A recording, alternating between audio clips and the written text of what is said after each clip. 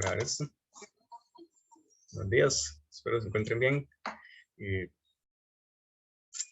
decía, cada vez somos menos y pues yo esperaría que aunque somos poquitos, pues participemos bastante para que tengamos una discusión de interés.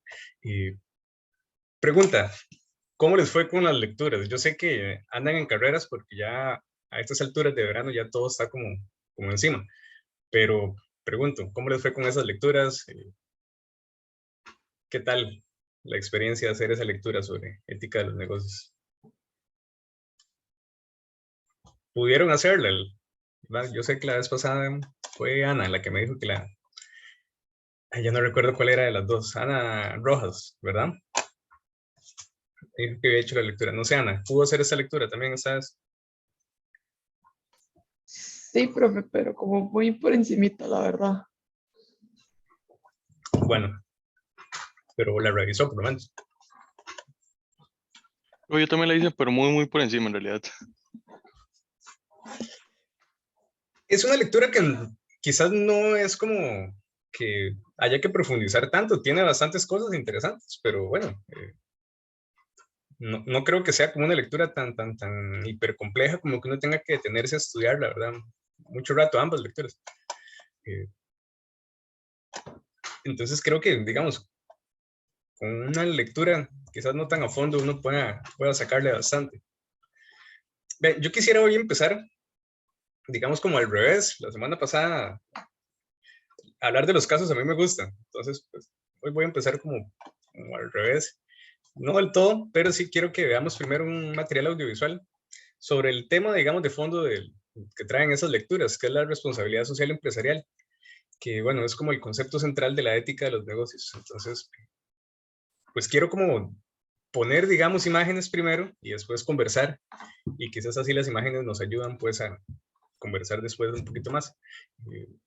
Voy a compartir por acá la clase para explicarles un poquito, pues bueno, cuál es la intención para hoy.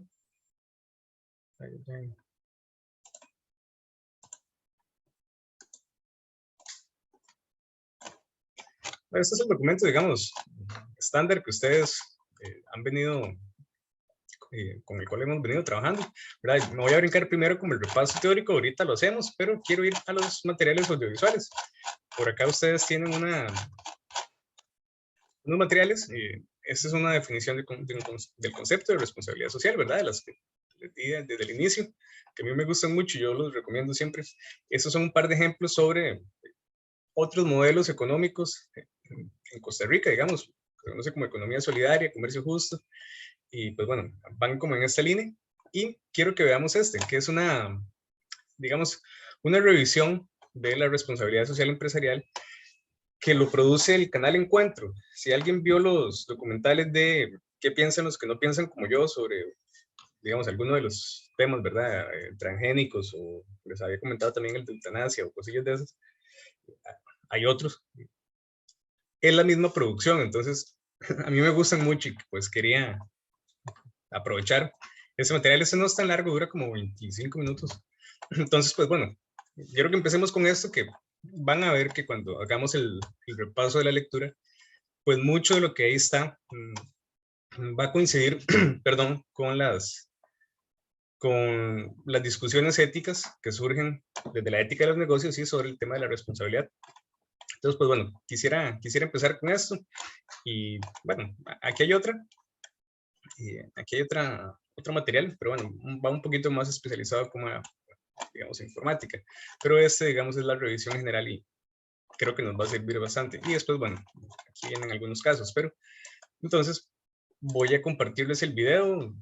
Les dije, dura como 25 minutos. Es el momento, si quieren ir a traerse un café o, no sé, algo como para comer mientras ven el video, es el momento. Entonces, voy a compartirlo por aquí, pero les voy a dar 30 segundos para que traigan la comida.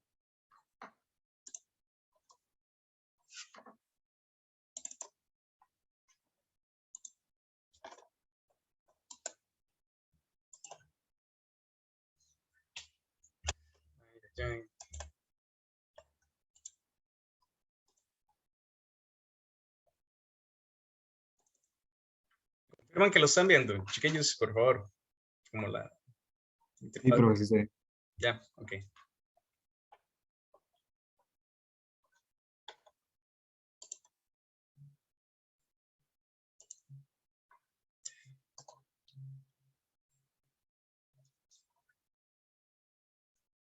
Ok, bueno. Creo que ya todos tienen ahí el snack. Yo tengo un café. Entonces, pues, bueno, vamos a ver esto y arrancamos después de acá. Bernardo Klicksberg ha escrito más de 60 obras traducidas a múltiples idiomas. Asesora a numerosos países en responsabilidad social, desarrollo y pobreza. El informe Klicksberg fue nominado al premio Emmy Internacional.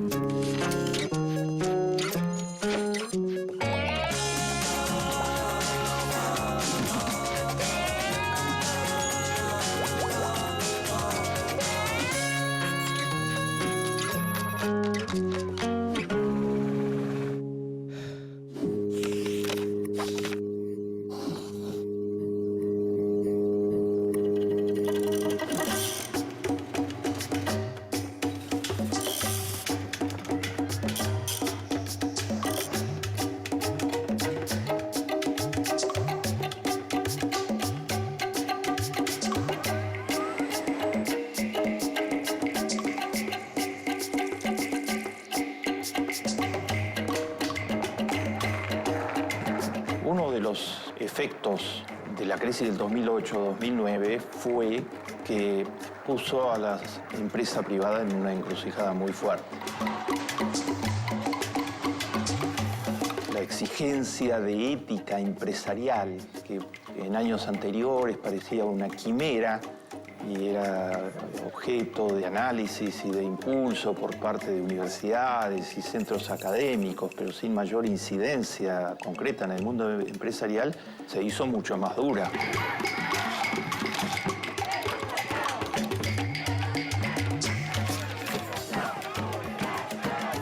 Son muy latañinos y quieren tener cada vez más, cada vez más.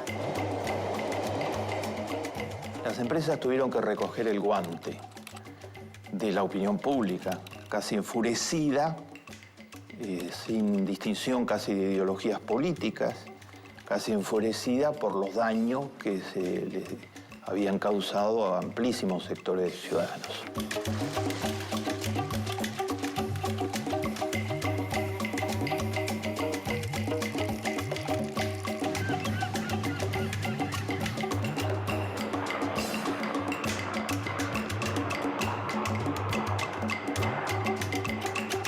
In my opinion, a society that aims for equality before liberty will end up with neither equality nor liberty.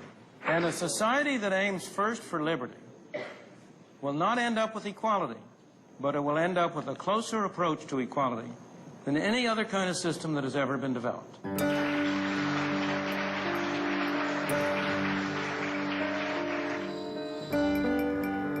La responsabilidad social empresarial era un tema marginado, negado y cuestionado seriamente desde los tiempos de Milton Friedman. Milton Friedman, el gurú de la economía ortodoxa, el padre de la escuela de economistas de Chicago, en donde se formaron algunos de los gurúes ortodoxos de América Latina. Milton Friedman escribió un célebre trabajo y después lo proclamaba con mucha frecuencia, que la empresa privada solo hay que pedirle que maximice sus ganancias. Y acusaba poco menos que de empresarios dementes a los empresarios que adoptaban otra actitud. Decía que ya basta con el tema de maximizar ganancias, que es muy complejo como para que se ocupen de temas públicos, de temas sociales, de otros temas. Esto había generado un justificativo para que las empresas funcionaran encerradas totalmente en sí mismas, insensibles a la sociedad, incluso a la sociedad inmediata, donde suburbio o al lugar en donde estaban afincadas, y estuvieran legitimadas por la idea de que la empresa privada tiene que dedicarse exclusivamente a producir ganancias.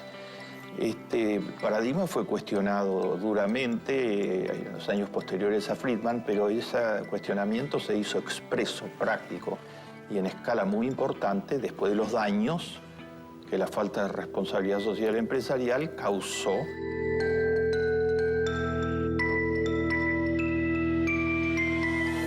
En los 80 y los 90 en una serie de países del mundo y en el 2008-2009 en las economías más poderosas del planeta. Las protestas, desde los indignados hasta las cámaras empresariales, los accionistas defraudados por las grandes quiebras de los años 2008-2009 y las quiebras anteriores, como la de Enron y otras muy importantes que se produjeron. Consumidores cada vez más desconfiados de productos de los que aparecía rápidamente el señalamiento de que eran contrarios a la salud, directamente contrarios a la salud. La desconfianza de los consumidores, la indignación de los pequeños accionistas que perdieron mucho sus ahorros.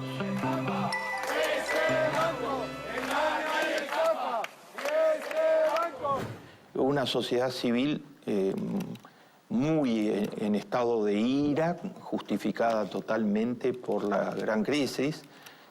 Todos ellos presionaron sobre las empresas y fue emergiendo el paradigma de la responsabilidad social empresarial.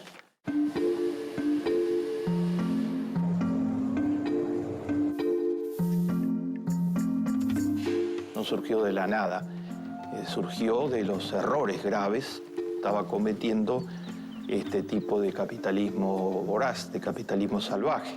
Todo eso fue acompañado también por el ejemplo de algunos empresarios avanzados totalmente para su tiempo, que dijeron que había que cambiar y dieron el ejemplo y ellos mismos cambiaron sus prácticas tratando de mostrar que la mejor vía era la de la responsabilidad social empresarial. Se fue configurando así un cuadro en derredor a la exigencia de que las empresas privadas tuvieran ética.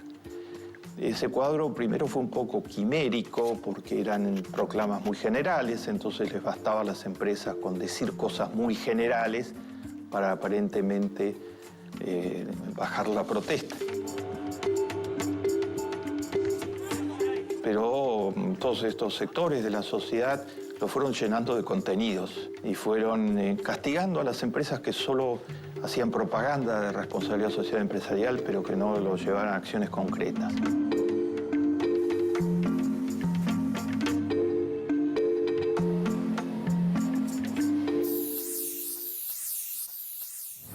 ¿Qué es responsabilidad social empresarial? Hoy esta agenda forjada por los ciudadanos tiene puntos muy concretos. Un primer punto es una empresa responsable si protege a sus trabajadores. Y proteger a los trabajadores quiere decir carreras estables, posibilidad de progreso, sueldos dignos, trabajo decente, como lo llama la OIT. En segundo lugar, una empresa es responsable si tiene en cuenta la familia de los trabajadores. No para darle recursos económicos, sino acepta el hecho de que la familia existe, es central para la vida de sus trabajadores y que debe ser respetada. Entonces las jornadas no pueden ser indefinidas porque entran en conflicto total con la familia. No puede ser que las personas sean presionadas para que no tomen vacaciones porque entra en conflicto total con la familia.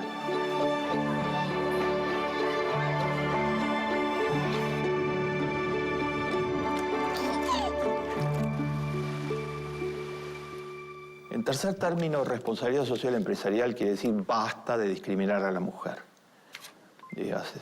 Se entregaron los Oscars de la Academia en el año 2015 y uno de los Oscars fue una sorpresa porque se entregó el Oscar a la mejor actriz de reparto, una actriz de origen latino, la señora Arquette, y ella dijo, yo quiero dedicar estas pocas palabras que me dejan a denunciar la discriminación laboral aguda que sigue ejerciéndose contra la mujer en todos lados e incluso en el gremio de los actores. It's our time to have wage equality once and for all and equal rights for women in the United States of America.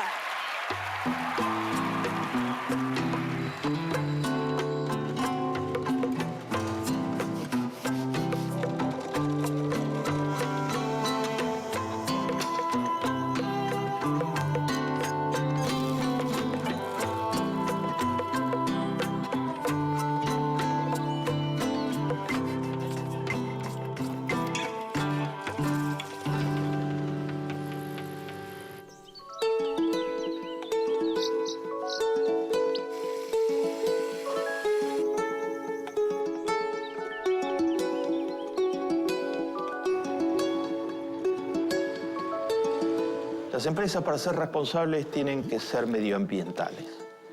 Tienen que cuidar de no contaminar, pero además participar activamente de la defensa del clima, que es hoy una de las causas centrales para todo el género humano, dado los acontecimientos concretos que el calentamiento global está provocando casi a diario en diversos lugares del planeta. Las empresas responsables hacen lo que se llama inversión social sistemática. Eso significa formar parte de coaliciones para resolver grandes problemas de la comunidad, aportando recursos financieros, capacidades gerenciales, tecnologías, todo aquello que dispone las empresas. Luchar contra la deserción escolar, luchar contra la mortalidad infantil, contra la mortalidad materna, insertar a los jóvenes excluidos para que bajen las tasas de criminalidad. La empresa puede hacer aportes muy importantes en todos esos campos, ligándose a la sociedad civil y ligándose a las políticas públicas.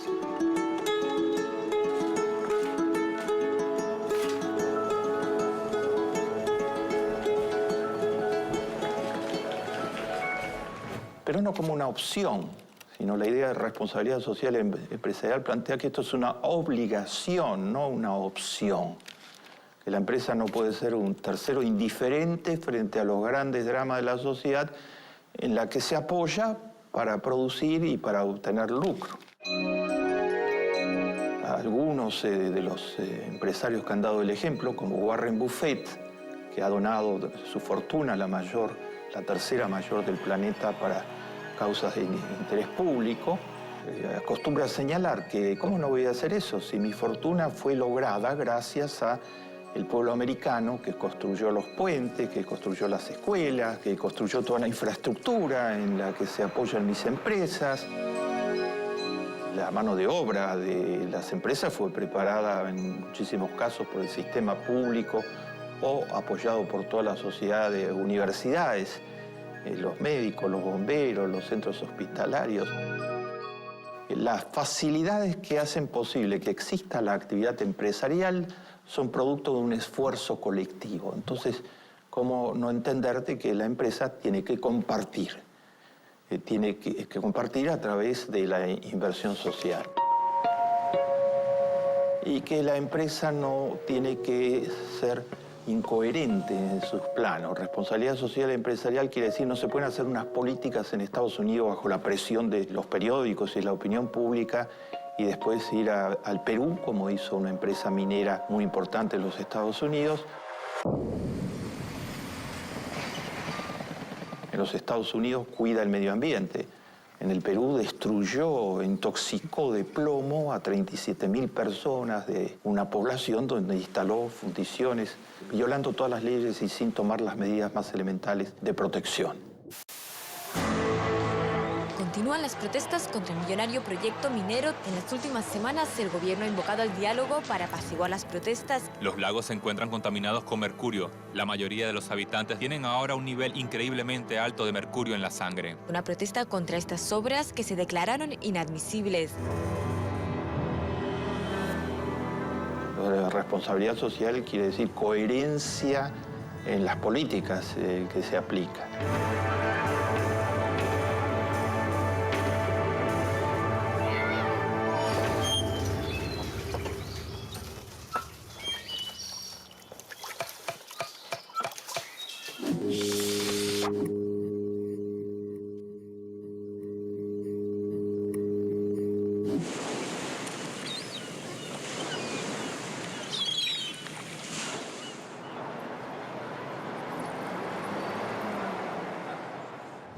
La responsabilidad social empresarial está avanzando bajo la presión de todos los sectores que la están exigiendo en nombre de los desastres que ha dejado la irresponsabilidad social empresarial.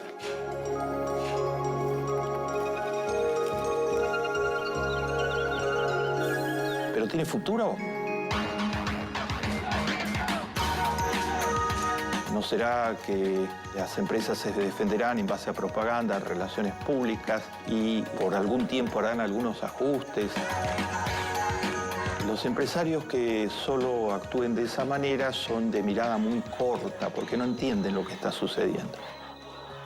Lo que está sucediendo es un cuestionamiento a fondo del rol de la empresa en la sociedad. Cuestionamiento que va en ascenso. La sociedad se siente cada vez más ilegítima. Keynes escribió que si los empresarios creen que es solo produciendo beneficios para ellos mismos van a tener legitimidad, están totalmente equivocados. La empresa privada es muy importante para la sociedad y hay que darle plenas posibilidades de desarrollar sus actividades. Pero debe desarrollar a fondo la idea de la responsabilidad.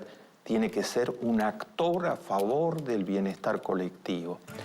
Esto no va en detrimento de la empresa y esa es una de las razones por las que este tema viene avanzando y irá avanzando en el futuro y habrá empresarios que lo comprendan cada vez más.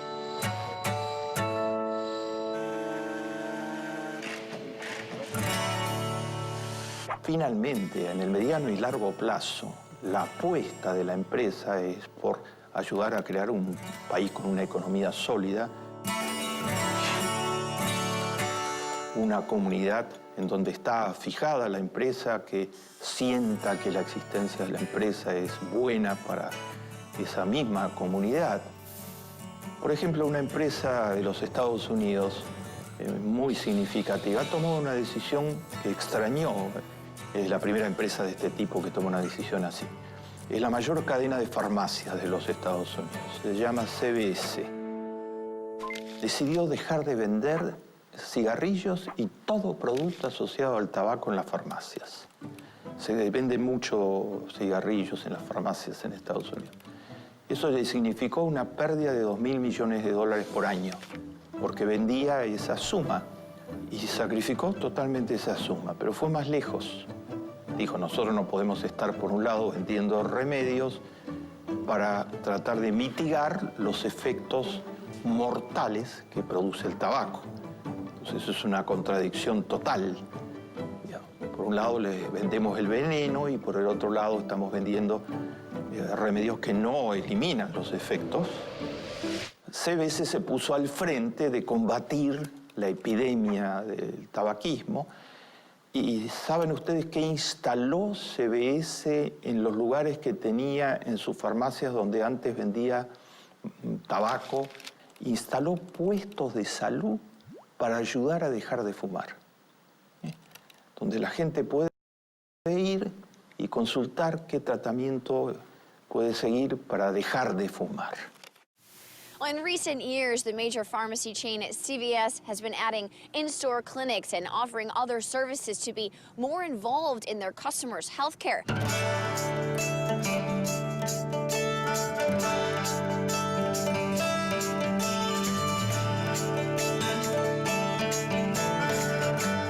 CVS dice que quiere reconvertirse totalmente de una cadena de farmacias en una empresa de salud. Entonces, en esos mismos puestos hay indicaciones para mujeres embarazadas, consejos sobre diversos temas que son muy frecuentes en la población. La idea que imagina es que es una empresa de salud pública.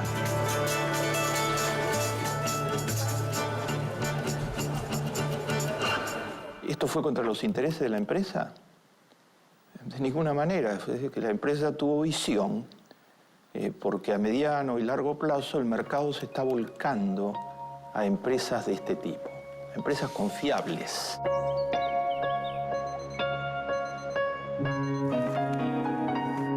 Y que tienen alguna asociación de intereses real con aquellos a los que sirven. que entiende que su interés finalmente está en este alineamiento de intereses con la población.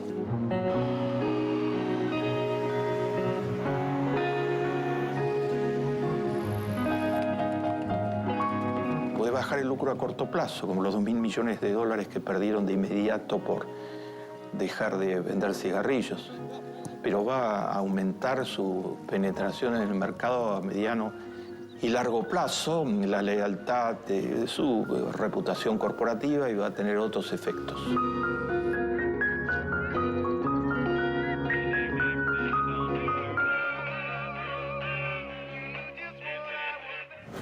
En América Latina y en la Argentina tenemos los empresarios de muy corto plazo, que solo miran al lucro inmediato y no importa lo que haya que hacer en el camino. Nos quejamos con toda razón de la corrupción, debe ser combatida hasta los últimos extremos, pero normalmente es una asociación de intereses. Por cada corrupto en el sector público hay un corruptor en el sector privado, eso sucede en todos los países del mundo, etc. Ese empresario cortoplacista que es capaz de armar complots de corrupción y que se saltea los sistemas fiscales, que es irresponsable con sus consumidores y con quien fuere, con tal de maximizar en el corto plazo, va a ser desplazado por esos consumidores que se están rebelando, por esa opinión pública que está ardiendo, por los continuos atentados contra su salud o contra formas de vivir básicas que se le han infligido, y por una sociedad civil que quiere que la democracia se extienda también al mercado. O sea, que la gente realmente tenga poder en el mercado, transparentando la información, sabiendo qué es lo que compra.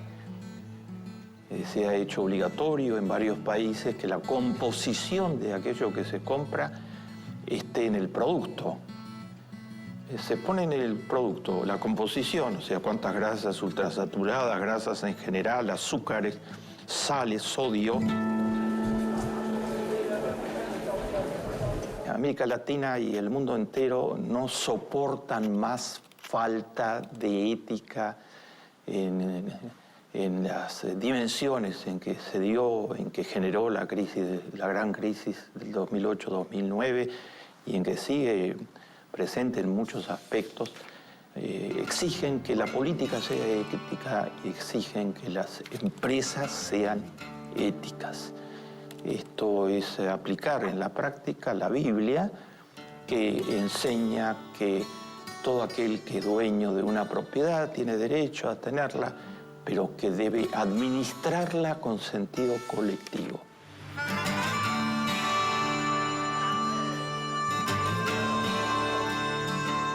La responsabilidad social de la propiedad es el concepto antecedente de la responsabilidad social empresarial. Y ambos están fundados en la idea bíblica de que aquel que ayuda al otro se ayuda a sí mismo.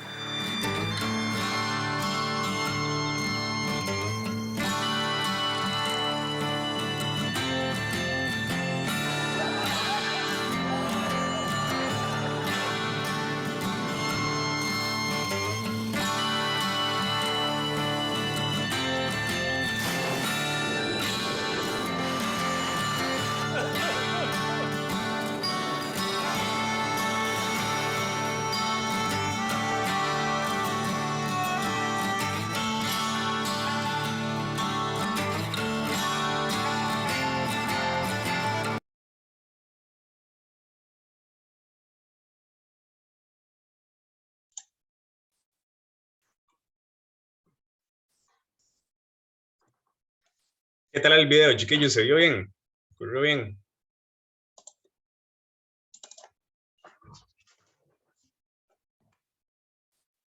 Sí, profe. Sí, bueno. Qué dicha. ¿Algún comentario, algo que quieran señalar del video? Bueno, para mí, en realidad esto del tema, y él lo menciona también, que el tema de la responsabilidad social empresarial a como se está viendo ahorita es muy nuevo, digamos, porque antes, las empresas solo tenían una mentalidad de enriquecerse a sí mismas y hasta el momento es cuando se están dando cuenta que tener esa mentalidad, las hace quedarse atrás en el mercado, porque la gente y los consumidores son los que al final tienen la decisión de consumir o no entre toda la competencia que hay entre las empresas. Entonces, sí, se dan cuenta como que la forma es quedar bien ante los consumidores y esa es una forma de eso, es la responsabilidad social empresarial. Totalmente de acuerdo. El punto, digamos, tiene que ver también con el tamaño de la empresa. Las empresas que son, entre más grande la empresa, lo digo de otra manera, tiene más poder, tienen que cuidar más la reputación, pero también, digamos, puede ampliar, digamos, sus acciones de manera ética o de manera irresponsable. Entonces, entre más grande la empresa, creo que nos pone a pensar, digamos, en desafíos cada vez más grandes. No quiere decir que las empresas pequeñas no tengan desafíos, pero por lo general son relativamente más fáciles de resolver que las empresas que tienen pues un nivel de actividad tan grande. ¿Alguien más quiere comentar algo?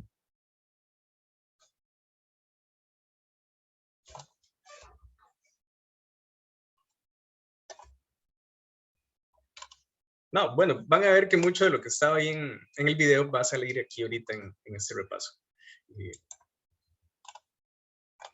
Y pues bueno, como señalaba Melanie, esto de la ética de los negocios es muy nuevo, en realidad. El video señala que ya en las universidades se venía discutiendo, pero como que no les prestaban mucha atención, ¿verdad?, los profesores de ética. Y que fue con la crisis del 2008 la que, digamos, como que hizo que reventara esa preocupación por la responsabilidad social. Efectivamente ya venían las teorizaciones, las preocupaciones por la responsabilidad social, pero quizás las crisis acentúan entonces como lo que la sociedad le exige a la empresa, y es que reaccione y que literalmente, digamos, dé respuesta a la sociedad, ¿verdad? Responsabilidad, el concepto, vamos a ver por dónde lo tengo, por aquí.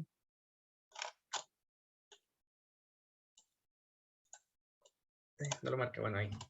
El concepto, si vamos a la etimología de la palabra, lo que significa es poder dar respuesta, capacidad de respuesta, la capacidad de responder. Entonces, cuando hablamos de una responsabilidad, lo que hablamos es de, bueno, ¿cómo podemos responder ante XY situación, verdad? Esa respuesta puede ser más o menos responsable, pero se trata entonces de ver qué podemos, digamos, aportar a esa respuesta. Y las empresas, también lo señalaba el video, durante mucho tiempo dijeron, yo no tengo que resolver nada, yo lo que tengo que hacer es generar dinero. Entonces, dejaron de lado, digamos, su capacidad de respuesta, digamos, abandonaron todo lo que tenía que ver con una forma de responderle a la sociedad que no fuera generar dinero. Esa fue como la primera versión de la responsabilidad social empresarial, y se mantiene todavía muchas personas que piensan así, pero como lo decía también el video, ya se transformó ese concepto a una responsabilidad pues mucho más, no la veamos como algo obligatorio, pero lo es, sino que es como parte de la naturaleza de la empresa, beneficiar, digamos, a la sociedad, no como una obligación, sino como parte de lo que la empresa hace siempre, digamos. La empresa tiene que buscar el beneficio, ¿verdad? Es como el principio de beneficencia en bioética. Esto, un poco para cerrar un poquito con la historia, surge, digamos, esta preocupación surge como al mismo momento que surge la bioética, que surge la ética ambiental, de la segunda mitad del siglo pasado en adelante, como que empiezan estas preocupaciones por las éticas aplicadas por varios motivos. La sociedad cada vez se globaliza un poquito más aceleradamente, tenemos medios de comunicación que nos permiten darnos cuenta de lo que hacen las empresas y el mercado se abre. Entonces, las empresas empiezan a crecer de manera pues mucho más aceleradamente, tenemos mayores facturas ambientales que pagar y pues bueno, empieza otra dinámica también ya un poco más neocolonialista, que las grandes potencias, digamos, se aprovechan de sus su patio trasero, digámoslo geopolíticamente hablando, ¿verdad? Estados Unidos de América Latina, por Europa, digamos, de África y Asia, y bueno, ya después entonces empieza como el otro polo económico de Asia, de China, Japón, etcétera, pero siempre son como grandes polos que explotan a sus áreas cercanas, digámoslo de esta manera. Y ya a mitad, digamos, bueno, a mitad no, después de la mitad, digamos, 60, 70, como lo señala el video, ya el concepto de responsabilidad social empresarial está ahí. Y pues bueno, quiere decir que ya se tiene esa preocupación, que no escuchen tanto, digamos, ese concepto, que no lo pongan tanto en práctica en ese momento, quizás no, pero es la forma, digamos, en la cual las empresas han ido aceptando incorporar la ética, digamos, a sus actividades. Este conceptito de responsabilidad social es lo más común y es probablemente lo que ustedes encuentren a la hora que trabajen en alguna empresa o que tengan, digamos, alguna aplicación ética. Probablemente lo más sencillo es trabajarlo como responsabilidad social. Dígase profesional, en el ámbito meramente profesional, como profesionales que ustedes van a hacer en ingeniería, o empresarial, digamos, en el contexto, digamos, de la empresa para la cual ustedes trabajarán o serán dueños, fundadores, etcétera. Entonces, la responsabilidad tiene esa historia, digamos, relativamente cortita. No quiere decir que antes de eso las empresas no tuvieran responsabilidad. Claro, siempre la han tenido, desde siempre, ¿verdad? Desde que existe la actividad comercial, podemos pensar que existe algún grado de responsabilidad en esas actividades comerciales, pero de manera moderna, digamos, esto cambia con la segunda mitad del siglo pasado. Recuerden que la primera mitad del siglo fue, pues, básicamente guerra, ¿verdad? Primera guerra, segunda guerra. En ese momento, digamos, las actividades empresariales estaban más orientadas a acumular recursos bélicos para la Primera Guerra Mundial, recuperarnos de la Primera Guerra Mundial, acumular recursos para la Segunda Guerra Mundial, recuperarnos de la Segunda Guerra Mundial. En eso se nos fue la primera mitad del siglo, ¿verdad? Básicamente en pelearnos, la revancha y pues recomponer la mitad del mundo. Entonces, como el mundo quedó tan hecho pedazos, literalmente, después de la guerra, las empresas entonces empezaron a tener un papel muy, muy importante. No es igual, pero es como lo que pasa en el medioevo después de la peste. Después de la peste, un tercio de las personas de Europa mueren, un tercio de los trabajadores de Europa mueren, la gente confinada porque no tenían mascarillas N95, no se lavaban las manos. Entonces, pues bueno, se cae la economía, digamos, en la Edad Media, y después empieza a surgir la economía, digámoslo así, como emprendimientos locales. Eso, digamos, va generando recursos económicos que terminan con el Renacimiento y el ascenso del poder de la clase productora. Toda esa historia, digamos, de cómo la clase productora fue creciendo, es también la historia de cómo fue, digamos, el mundo empresarial haciéndose responsable con la sociedad, de menos a más. Y digamos que hoy estamos en el momento donde ya la responsabilidad es algo, les decía, como que es parte de la naturaleza de las empresas. No es ya como una carga, ¿verdad? No es una, digámoslo así, una... No sé, es que tenía otra palabra que no era carga. Bueno, se me fue. Entonces podríamos decir que esa historia, digamos, relativamente moderna, tiene 50 años, un poquito más, un poquito menos, depende de dónde la rastreemos, pero es muy nueva, digamos, en el contexto de la historia de la ética. Y aquí en las lecturas hacen un poquito más de esa historia de la ética, mencionan algún par de cosillas que ahorita comentaré. Como es algo tan reciente, le pasa un poquito lo que la ética ambiental tiene influencia de un montón de corrientes éticas. Entonces, podemos encontrar, por ejemplo, hablando de responsabilidad social, ideas que vienen del utilitarismo, ¿verdad? De ese bienestar de la mayoría, ideas que vienen de la deontología, de ese cumplimiento de las normas. Tenemos ahí, digamos, las ideas de ética ambiental, tenemos las ideas de, digamos, de una bioética aplicada a la sociedad en general. Se nutre, digamos, de muchísimas corrientes éticas. Entonces, es como un lugar de encuentro, ¿verdad? Es como, bueno, las empresas de salud tienen que tener en cuenta un montón de cosas que tienen que ver con bioética. Las empresas que trabajan con producción de temas agrarios, tienen que tener un montón de temas en relación con agroética. Las empresas que trabajan con tecnologías de la información tienen que tener temas relacionados con ética en las tecnologías de la información. Entonces, la responsabilidad se dice distinta, digamos, para cada área, pero en general, digamos, se entiende que las empresas, sea lo que sea que hagan, tienen que ser responsables. Por decir ejemplos, digamos, como más aplicados, qué sé yo, un taller, ¿verdad? Donde trabajan, no sé,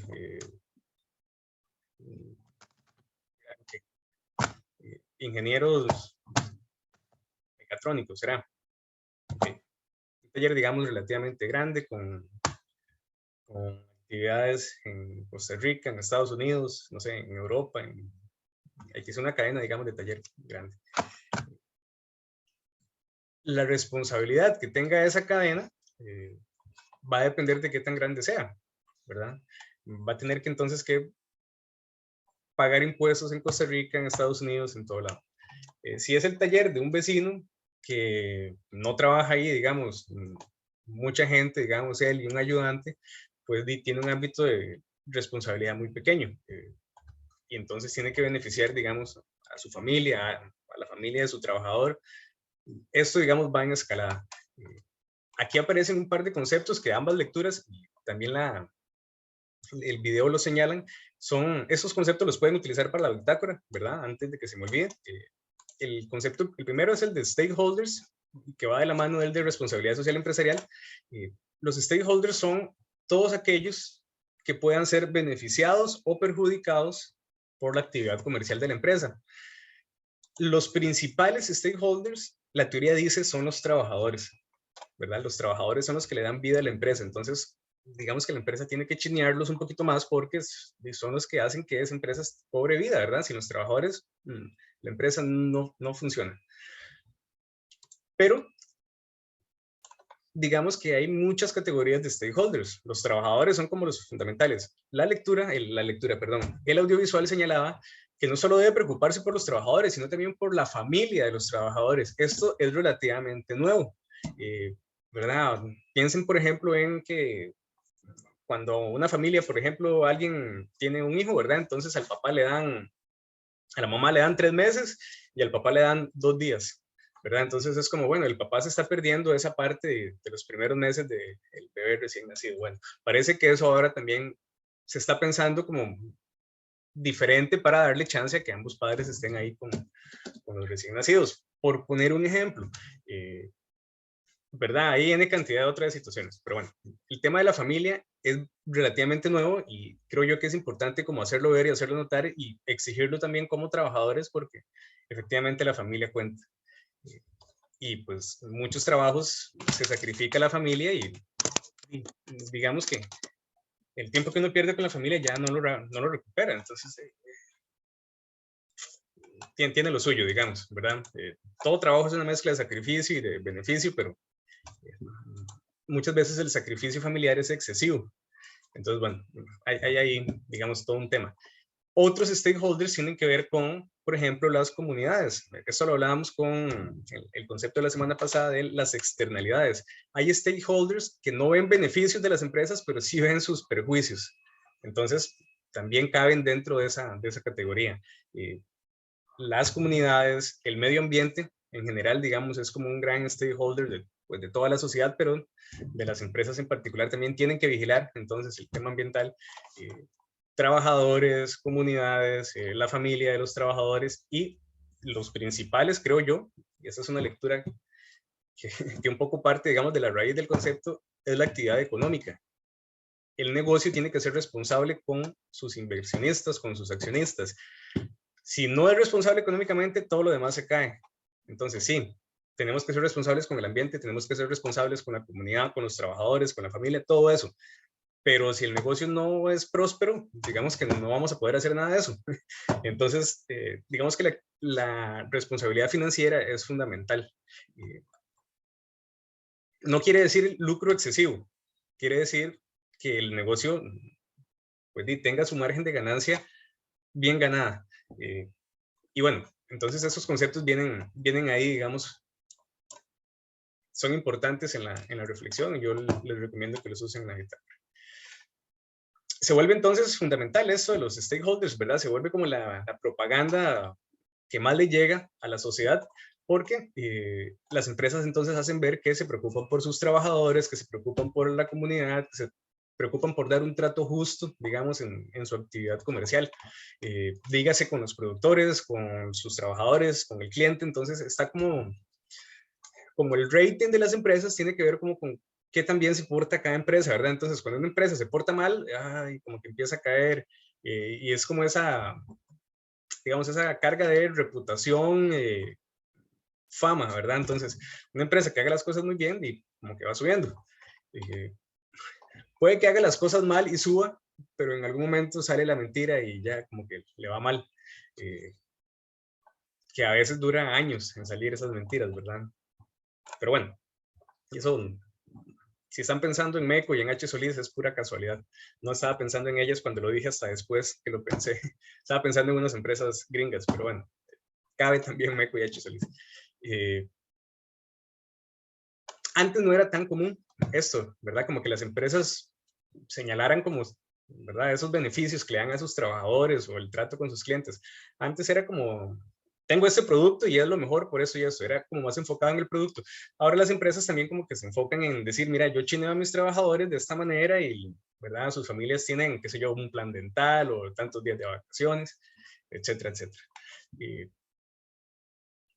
La ética de los negocios, algunas personas creen que es como un poco raro, ¿verdad? Lo ven como una disciplina extraña, porque en la tradición, y eso es importante, digamos, entender también por qué va cambiando, los negocios eran presentados como algo nocivo, como algo pecaminoso, como que era gente, digamos, como que la gente de negocios no tenía moral, ¿verdad? Como algo sucio incluso, ¿verdad? O corrupto. Entonces, como que en el imaginario colectivo estaba una idea como muy perjudicial del hombre de negocios o del ser humano de negocios, por lo general en una sociedad machista, hombres. Como que era gente que solo pensaba en el beneficio económico y ya, ¿verdad? No estoy diciendo que eso no pasara, ¿verdad? Claro que los empresarios han robado, manipulado, que, ¿verdad? Tienen N cantidad de historias ahí por contarse, pero el punto es que se asociaba esa codicia desmedida con los negocios. Y existe la codicia, no la niego, digamos, es evidente, ¿verdad? Pero esa lectura entonces está desmedida.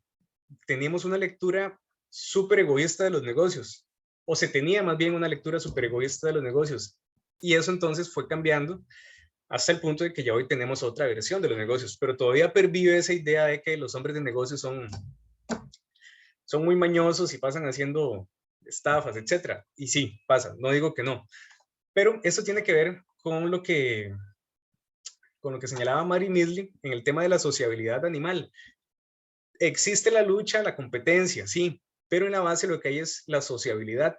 Bueno, la ética de los negocios va a ser también un poquito ese giro y va a decir, toda la lucha comercial tiene primero que tener una base de sociabilidad comercial con la sociedad y que la sociedad esté bien para que el negocio pueda ser próspero. Esto les decía en la antigüedad, era como mal visto el negocio.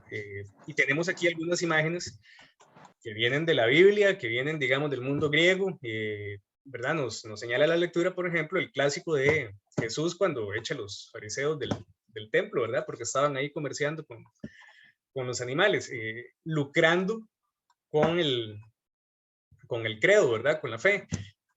Esto, de hecho, si ustedes recuerdan uno de los primeros videos que vimos de Isla de las Flores, mencionan que el lucro estuvo prohibido para los cristianos durante un montón de tiempo. Es decir, los cristianos no podían como meterse en esta cosa de generar, ¿verdad? No podían poner los emprendimientos porque era prohibido, digamos. No se podía lucrar. Eso de generar ganancias iba en contra de lo que la iglesia decía.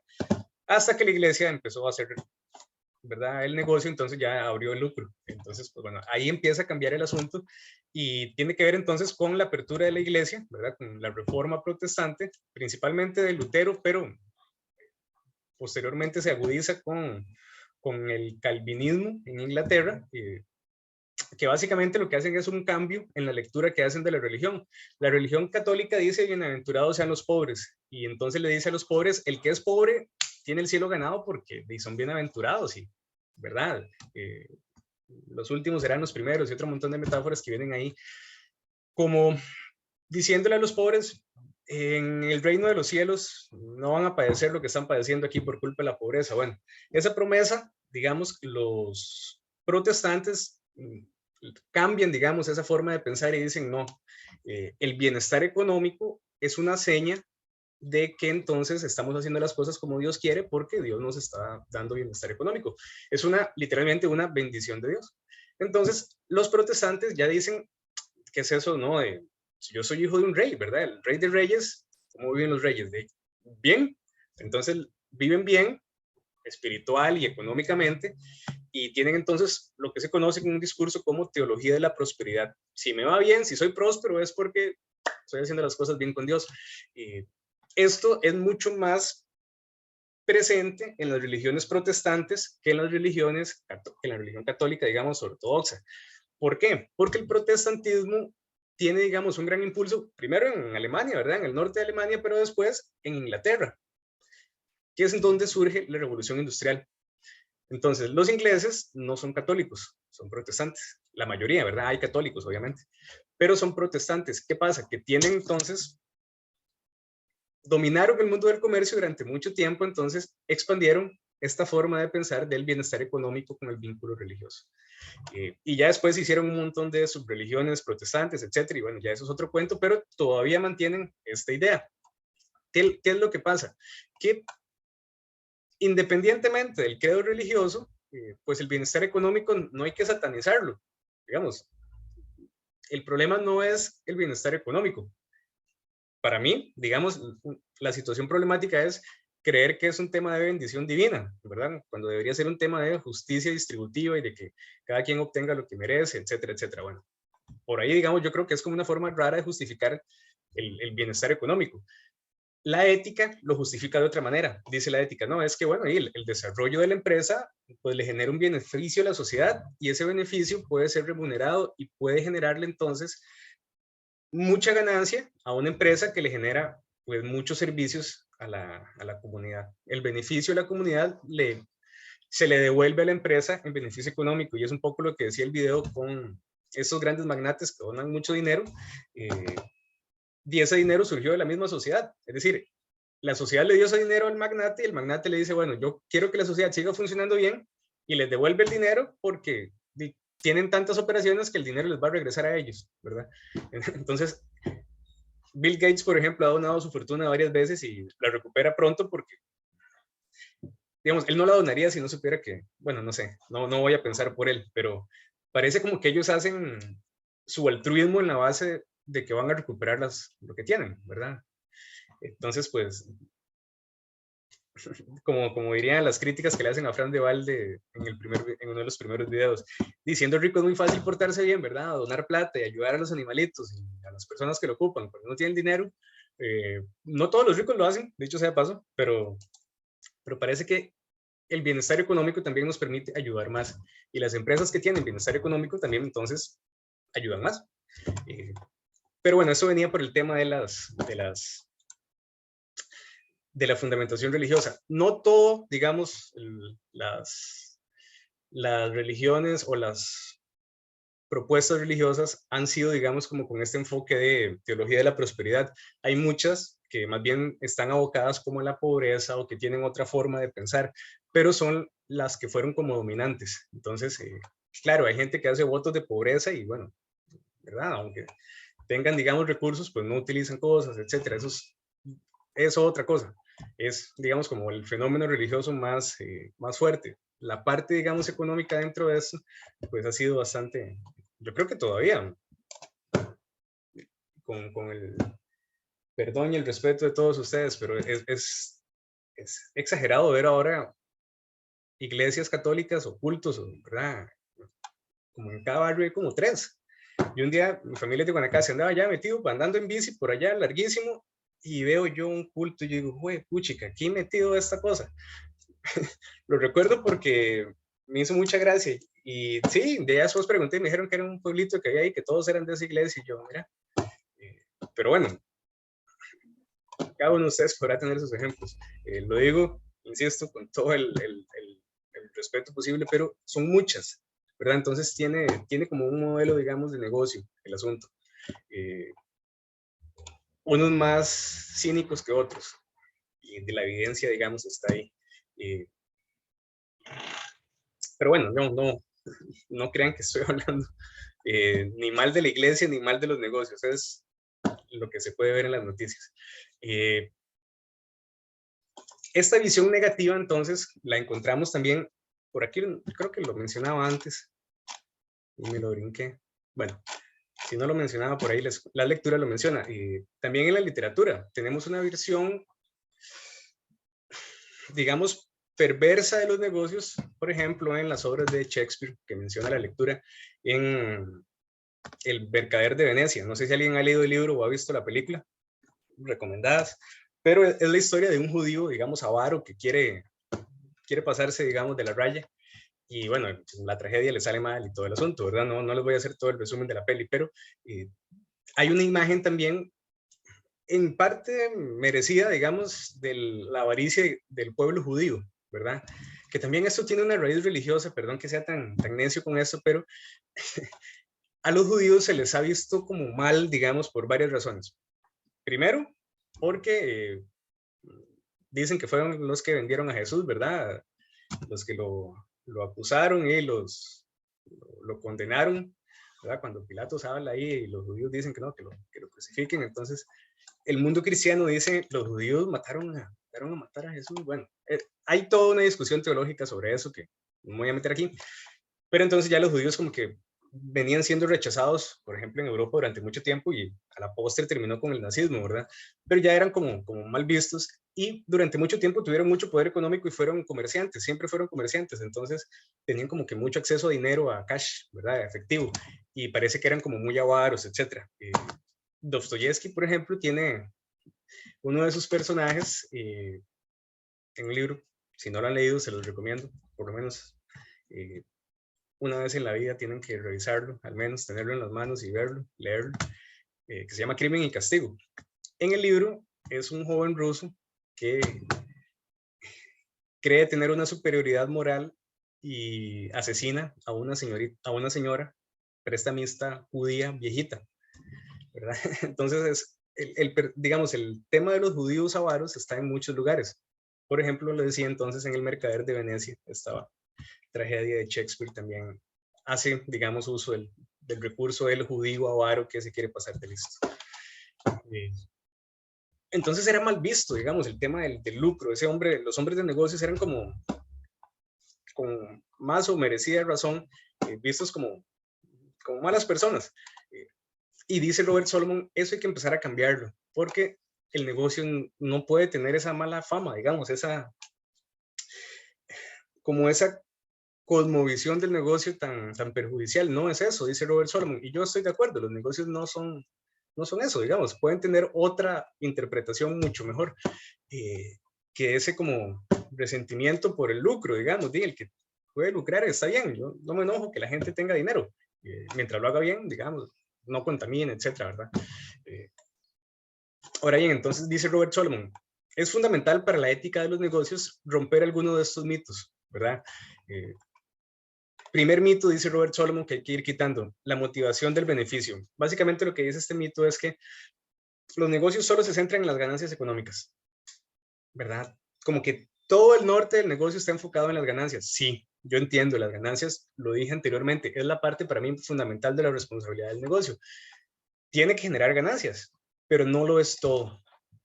Y muchas veces el negocio sacrifica ganancias, como el ejemplo que daba el video, ¿verdad? De esta farmacéutica, de estas cadenas de farmacias, por otras cosas, ¿verdad? Por el beneficio social, porque quieren una mejor imagen para su empresa, porque quieren plantear su actividad comercial en otro sentido, ¿verdad? Otro ejemplo, digamos, en esta línea es Tesla. Tesla, si ustedes revisan ahí, digamos, un poco de noticias, liberó las patentes de los Tesla para que otras empresas entonces puedan basarse en esas patentes y diseñar otro montón de, digamos, carros eléctricos que ayuden como en una transformación de movilidad eléctrica mucho más rápido, porque creo yo que Tesla no lo puede hacer solo, ¿verdad? Entonces, liberan la patente para que pueda ser usada, digamos, por desarrolladores independientes, digámoslo así. Entonces, el beneficio no siempre es la plata. Claro, para mí, y en la lectura creo yo que es también bastante importante, el recurso económico es fundamental, ¿verdad? Sin eso, no hay nada.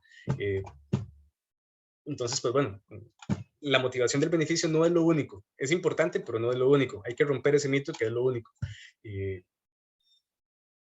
Otro es el tema de la supervivencia, el más fuerte, que les decía, viene vinculado con lo que plantea Mary Needley. Es una mala lectura de Darwin. Darwin en realidad no dice que sobrevive el más fuerte, sobrevive el que mejor se adapte. Pero esos procesos adaptativos a nivel biológico no se pueden calcar, digamos, en el nivel social de manera tan idéntica. Se hizo en su momento, a eso se le conoce como darwinismo social, lo hicieron, por ejemplo, los ingleses, porque dijeron, no, aquí nosotros somos los que estamos mejor adaptados, dominamos el mundo, somos los que nos reproducimos y sobrevivimos y nuestro modelo es el que entonces triunfa sobre, digamos, y con explotación para el resto de sus colonias. Pero bueno, este modelo, digamos, es una mala lectura de Darwin. Darwin lo que plantea es la sobrevivencia que el mejor se adapta. Ejemplos, digamos, a menor escala, en Costa Rica, por ejemplo, Correos de Costa Rica estuvo en una crisis muy seria porque cuando surgieron los correos electrónicos, ya la gente como que no mandaba cartas y la paquetería no era como tanto. Entonces se renovó con las ventas en internet y como con toda esta compra, digamos, en línea. Se pudo adaptar, digámoslo así. Pero el mito, digamos, de que sobrevive el más fuerte no es necesariamente cierto. Entonces, hay grandes empresas que no se han adaptado. No sé si era Canon, no, creo que no era Canon, era Kodak, que en su momento era como de las empresas, Kodak, sí, uy, chica, qué mala memoria. Una de estas grandes empresas de fotografía que no quiso, digamos, como hacer una transición a la fotografía digital y pues no le fue bien porque ahora todos tomamos fotos con el teléfono, ¿verdad? Entonces, el mercado fue cambiando, la empresa no se pudo, digamos, adaptar y bueno, por ahí no le fue bien. Tercer mito, que los negocios son una jungla, digamos, una lucha de lobos, digamos, por ver quién come. Si recuerdan el video con Franz de Waal, los caninos en general, claro, se pelean, pero cooperan también, ¿verdad? Es también una idea, digamos, como de esta visión excesivamente cargada en el egoísmo, de que cada quien quiere el beneficio personal y esto. Yo entiendo, el beneficio personal mueve a los seres humanos y a las empresas y todo, pero el punto, digamos, que quiere señalar la lectura es que la cooperación tiene que ser la base. No es que tiene que ser la base, es que es la base. Digamos, si describimos la actividad comercial, lo que vemos es entonces que el productor ocupa del transportista, que el transportista ocupa del supermercado, etc. Claro, que el transportista se aprovecha del productor, sí. Que el supermercado se aprovecha del transportista, sí. Pero tiene que haber cooperación, por las buenas o por las malas, digamos. Si no hay cooperación, entonces los productos no se mueven, es el punto, ¿verdad? El señor Suzuki que veíamos en el primer video no produce los tomates para comérselos él, ¿verdad? Tiene que ir a venderlos, entonces no se puede pelear con todos los supermercados porque no vende. Entonces, tienen que cooperar. En medio de esa cooperación, en medio de esa base de cooperación es que aparece la lucha. Y sí, entonces hay empresas que usan tácticas sucias, ¿verdad? Qué sé yo, espionaje empresarial o fraude, etcétera, antidumping, etcétera. Dumping, perdón, antidumping. El punto es que la sociedad que coopera es un buen lugar para que las empresas prosperen.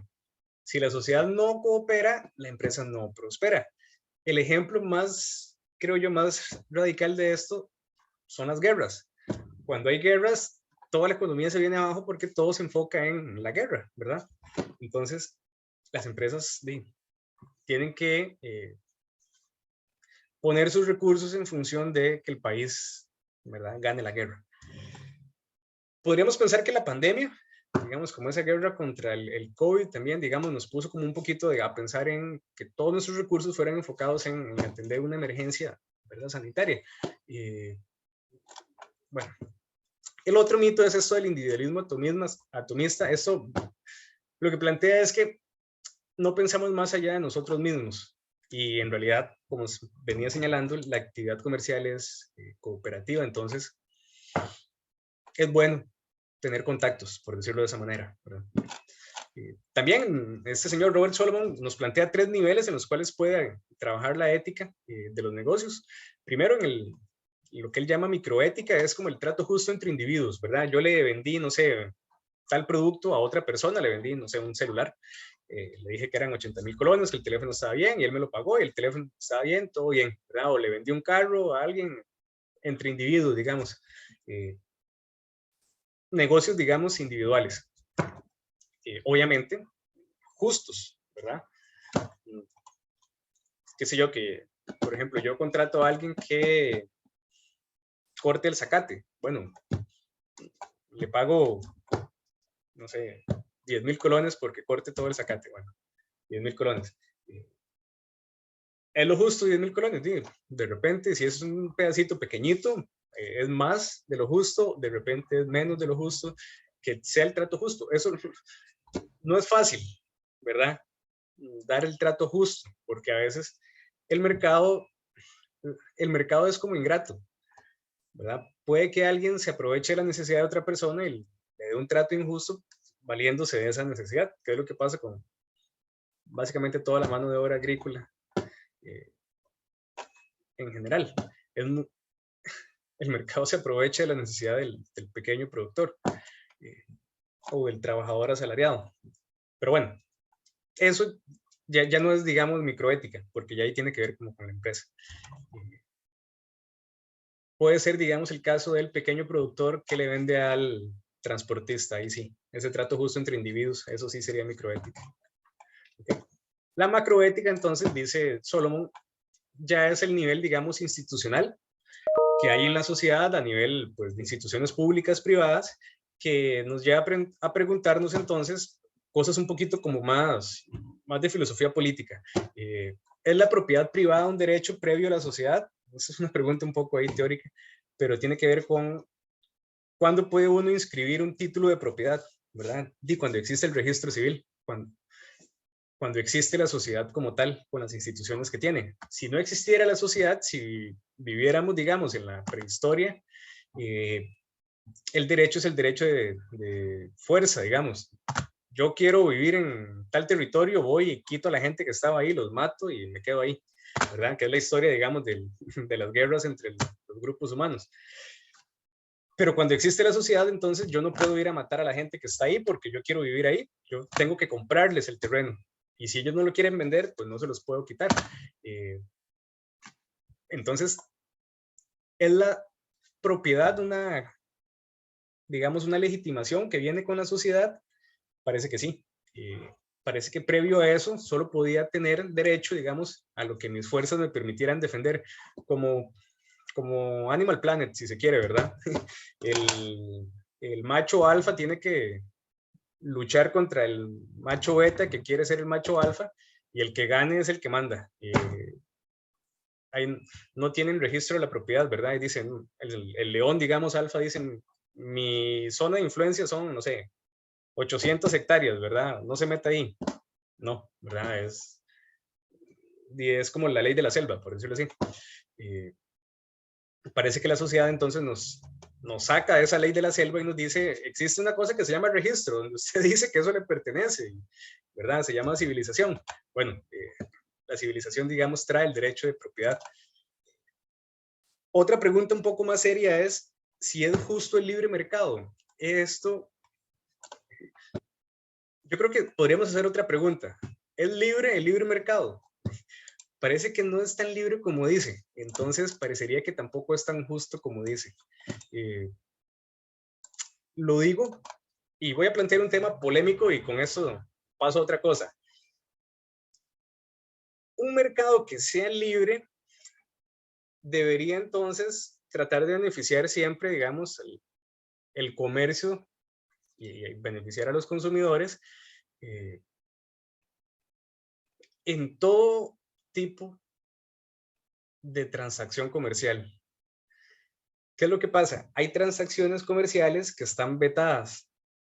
Algunas, digamos, por tabú moral, otras por, digamos, condicionamientos de salud. Entonces, el mercado está regulado. ¿Por quién? Ese es el punto. Algunas regulaciones vienen del gran capital, digamos, macroeconómico, los dueños del mundo. Otras regulaciones parece que vienen por temas sanitarios, ¿verdad? Etcétera. Por ejemplo, el libre, digamos, la libre comercialización de las drogas. ¿Por qué no son libres de comercializarse las drogas, digamos, clandestinas, verdad? Las farmacias comercializan gran cantidad de medicamentos y se utilizan un montón de medicamentos, ¿verdad? Derivados del opio y todo el truco. Pero ¿por qué entonces la heroína, la cocaína, la marihuana, todas esas son ilegales? Hay un gran mercado para eso, ¿verdad? Entonces ese es como el mercado negro. El punto aquí es que, y digo que esto es polémico porque la tesis, no es mi tesis, sino es una tesis que le conozco de un filósofo español, Antonio Escoutado, que la toma a su vez de un médico estadounidense, Thomas Sands, dice, las sociedades siempre han usado drogas y siempre entonces han tenido acceso, digamos, como a una droga, a la mejor droga que la sociedad le podía permitir, ¿verdad?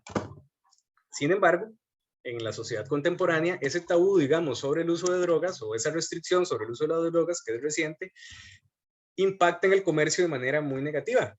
¿Por qué? Porque el narco es un desastre, ¿verdad? Nadie quiere ir a las playas de Limón porque de repente se arma una balacera. Eso dice uno y los narcos están en Moravia, ¿verdad? Pasó una vez ahí ahí este mall de Moravia, ¿cómo es que se llama? Los colegios, ¿no? ¿Cómo es? Lincoln. Plaza Lincoln.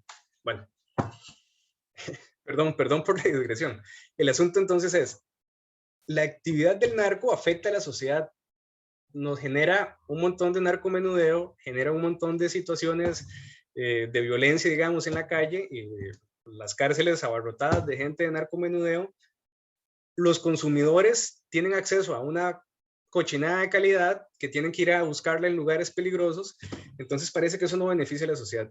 La tesis de estos señores es, el mercado no es libre en relación con las drogas. Y entonces uno se pone a pensar, bueno, y claro, y que se descompone la sociedad, dice uno, ¿verdad? Si todo estuviera por la libre.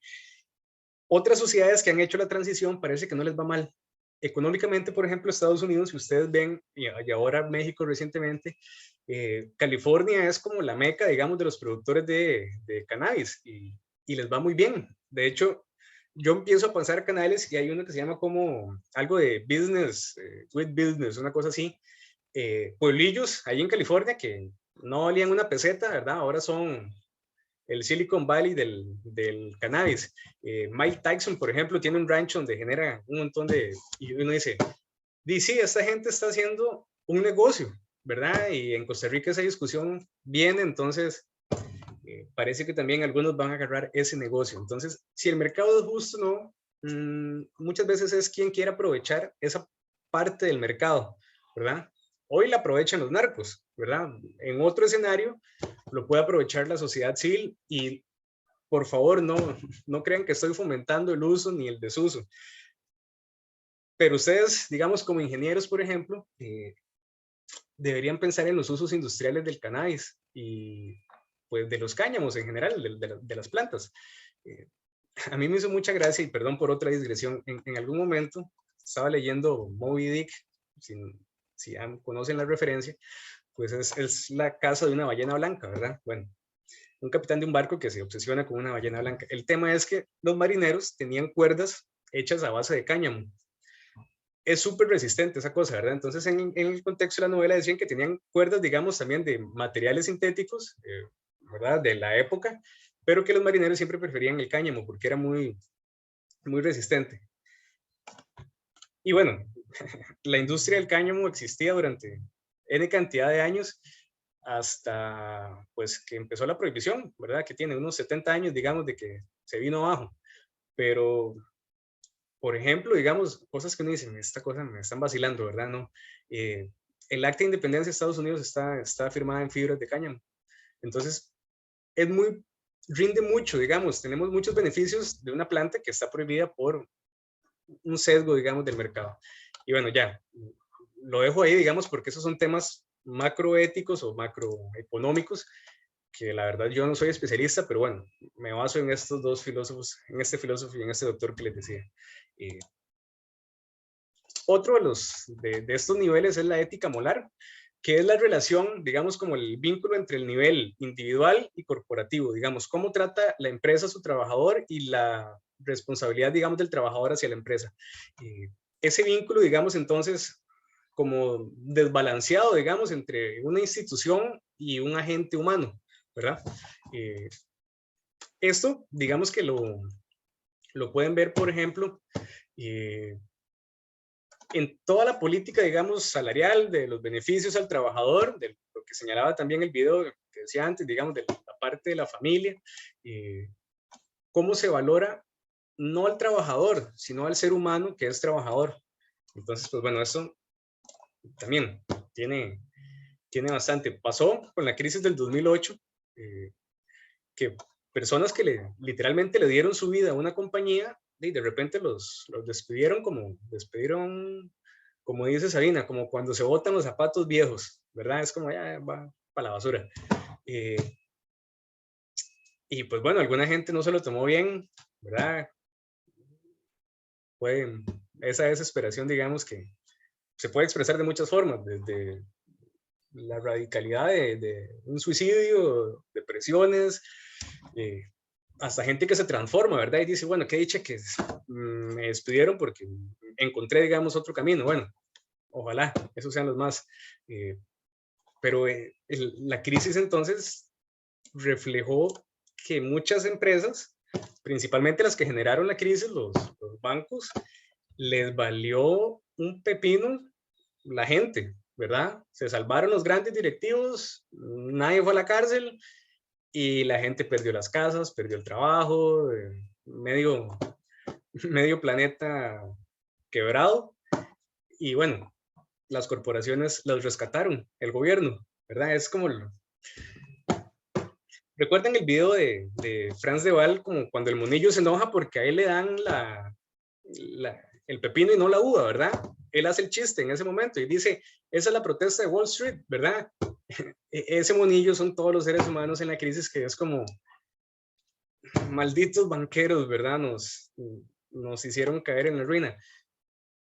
Y aquí, digamos que si lo vemos desde un punto de vista de ética, de responsabilidad social, esos banqueros quebraron el planeta, quebraron a sus empresas, es decir, la responsabilidad que yo les decía, considero fundamental, la responsabilidad financiera, fallaron en eso. Fallaron en todo lo demás también, pero la crisis vino porque hubo un fallo en la responsabilidad financiera. Entonces, si la plata si las cuentas no están claras, pasa con todo, chicos. Cuando ustedes empiecen a recibir sus salarios, si ya trabajan, ya lo saben, si usted no se ordena con las platas, la plata, voy a decirlo, digamos, no rinde, ¿verdad? Entonces, como no rinde, usted no sabe qué hizo con su salario. Le pasa a uno como con los primeros salarios, pero ya después uno dice, como no son toques, si no ahorro, si no hago esto, y voy a gastar el salario. Y hay memes sobre esto, ¿verdad? El día de pago, digamos, uno así, en el meme como de, esto viene de esta peli Underworld, de los vampiros, ¿verdad? Como donde está el aristócrata, está diciendo como, perdón por la digresión, pero es que me hace mucha gracia. Señor, la molida tiene 200 colones más, déjelo así, ¿verdad? Ese meme del día de pago frente al un día antes de que paguen, que uno está comiendo así como arroz con un dibujito de pollo, ¿verdad? Eso le pasa casi que a todas las personas cuando empiezan a trabajar, porque uno como que el dinero le da una libertad que quizás antes no tenía, ¿verdad? Pero bueno, esos son los problemas de ser pobre y empezar a trabajar, ¿verdad? En fin, ya dejo las digresiones. Estos tres también los pueden utilizar como conceptos en la bitácora, ¿verdad? Microética, macroética y ética molar. Hasta aquí, chiquillos, ¿hay alguna pregunta? Yo sé que hablo muchas tonteras, pero bueno. No, bueno, continúo entonces rápidamente para cerrar con esto de la teoría. La responsabilidad social empresarial, entonces, lo vimos en el video al inicio, pues era considerada meramente responsabilidad económica. Lo dice Milton Friedman, la responsabilidad es solamente con los inversionistas, ¿verdad? Es generar dinero. Todo eso, todo lo demás es un robo para los inversionistas, dice Milton Friedman, y son comunistas. Y lo dice así, ¿verdad? ¿Qué es eso de repartir la plata que no es de ustedes? No, no, no. Deje la ganancia queditita. La responsabilidad entonces, en esta versión, solo es hacia los accionistas. Esta no me parece que sea la mejor forma de entender esa responsabilidad. Claro, la responsabilidad financiera para mí es fundamental, pero no es la única, ¿verdad? Entonces, bueno, esta es como la primera versión. En realidad, les decía, las empresas tienen una responsabilidad mucho más amplia, ¿verdad? Lo vimos antes con todo esto de los stakeholders. Sus trabajadores, la familia del trabajador, la comunidad, la naturaleza, la sociedad en general, y esto es un tema sensible. El Ministerio de Hacienda, la responsabilidad fiscal, esa responsabilidad en Costa Rica todo el mundo se la quiere brincar y mucha gente se la brinca. Entonces, esa forma de responsabilidad es básica. No es pedirle mucho a la empresa, no es que haga puentes o que le regale, no sé, regalos a los niños el Día del Niño y en Navidad y el Día de Reyes. No, es que paguen los impuestos. No le estamos pidiendo nada más que haga lo que tiene que hacer. Bueno, está bien. Entonces, hay diferentes formas en las cuales se expresa, digamos, esa preocupación por los stakeholders. Directamente con los trabajadores, con sus familias, con la comunidad, con el manejo de los desechos, con el pago de los impuestos. No es una carga, no debe pensarse como una carga de las empresas, no es como, uy, qué montón de cosas hay que pagar. Bueno, puede que hayan impuestos innecesarios, esa es una discusión que tenemos que también comentar, pero la responsabilidad no debe entenderse como una obligación extra, sino que es una obligación connatural a la empresa, ¿verdad? Digamos que es casi que una obligación connatural del ser humano, diría uno, ¿verdad? Beneficiar a la sociedad, pero bueno, lo podemos ver mejor como en el ámbito profesional, principio de beneficencia, tenemos que beneficiar. Y bueno, aquí hay algo interesante, tenemos diferentes formas de responsabilidad como productores, ¿verdad? Pero también hay que ver entonces la responsabilidad en el trato, digamos en el intercambio, ¿verdad? El pago justo, por ejemplo, pero también hay que definir cuál es la responsabilidad que tiene el consumidor final. Esto es relativamente también nuevo porque las empresas dicen, pero es que yo no puedo ser responsable de todo, ¿verdad? Yo tengo que trasladarle un poco la responsabilidad a los usuarios. Por ejemplo, ¿qué pasa si es una empresa que vende insecticidas, ¿verdad? ¿Qué sé yo? Insecticidas caseros, ¿verdad? El Off o el Ride o estos. Tienen que tener, digamos, algún grado de responsabilidad y decir, manténgase alejado de los niños, ¿verdad? Úsese con precaución, evite el contacto con los ojos, si hay presente irritación, lave con agua abundante, qué sé yo.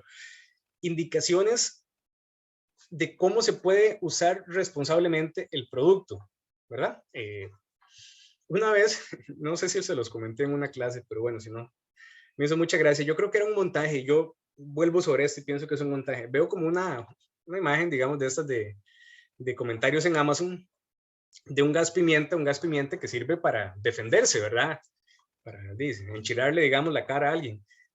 Decía el comentario como, no recomiendo este producto para sazonar la carne, queda un sabor muy fuerte a pimienta. Bueno, yo creo que no hay que ser, digamos, físico nuclear para saber que el gas pimienta no es, digamos, pimienta para cocinar. Pero bueno, el punto tiene que ver con lo que hablamos en la clase anterior, el etiquetado informativo también.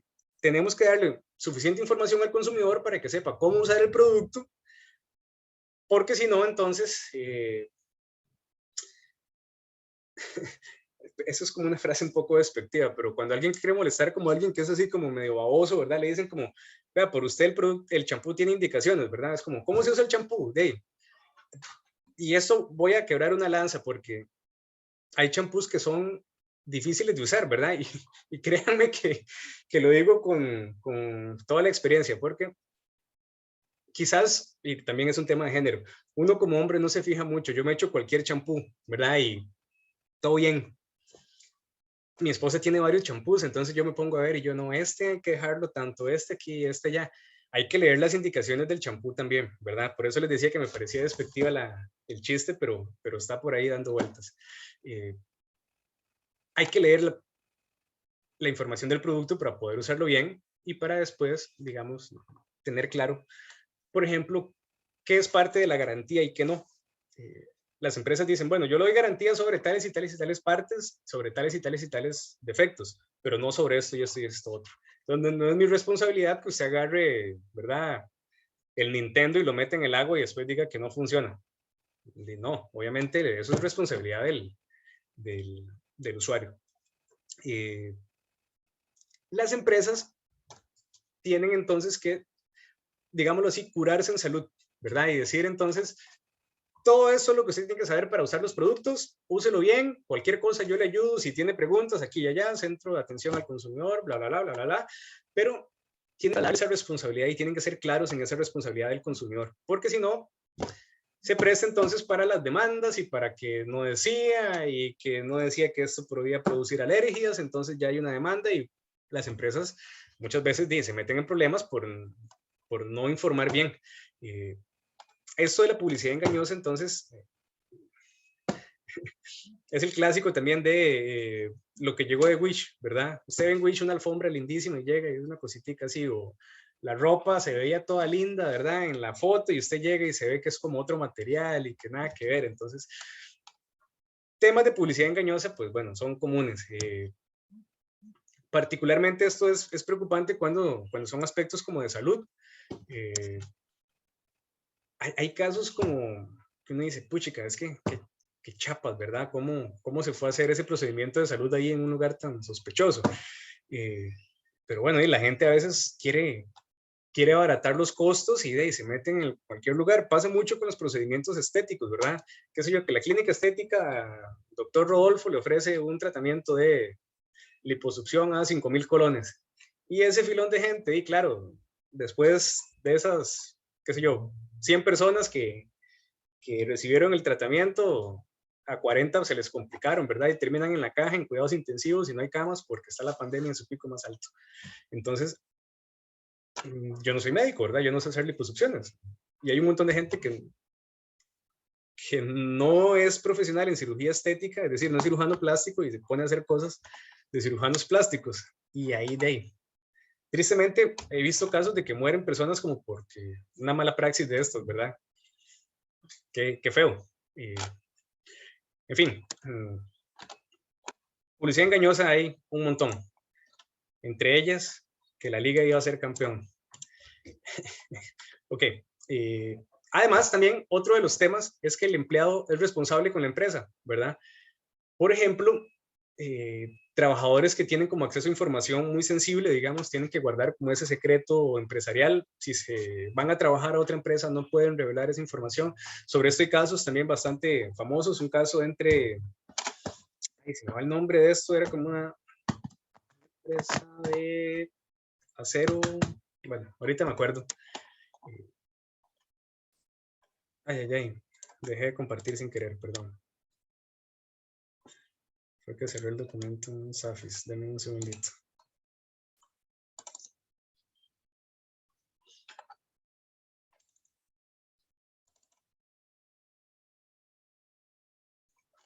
DuPont, Colex es el caso. Dos empresas que tuvieron problemas porque unos ingenieros, digamos top, se pasaron de una a otra empresa y se llevaron con ellos los secretos comerciales. Entonces, pues bueno, ahí les dejo el caso por si lo quieren buscar. Okay. Vamos por aquí, vamos a ver. Bueno, les decía entonces que los individuos tienen responsabilidades con la empresa. Eso significa que tienen que guardar secreto profesional, que, vamos a ver, uno no puede hablar mal de la empresa sin evidencias, ¿verdad?